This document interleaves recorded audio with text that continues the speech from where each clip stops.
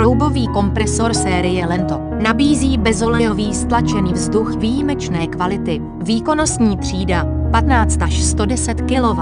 Řada Lento nabízí kompresor, nezatěžující životní prostředí, integrovanou kondenzační sušičku, krokový provozní tlak a množství průtoku, minimální údržbu a servisní náklady, bezolejový vzduch dle ISO třídy 0. Šroubové kompresory bezolejové série Lento poskytují díky přesnému sladění průtoku s požadavkem na stlačený vzduch a díky nízkým výstupním teplotám a minimálním nákladům na servis a údržbu maximální úsporu nákladů v úpravě stlačeného vzduchu. Vysoce kvalitní a 100% bezolejový stlačený vzduch není požadován pouze ve farmaceutickém, potravinářském, elektrotechnickém a lékařském sektoru, ale je také využíván při výrobě veškerých výrobků prvotřídní kvality. Ke kompresi je využívána pouze voda, nejpřirozenější látka ze všech surovin.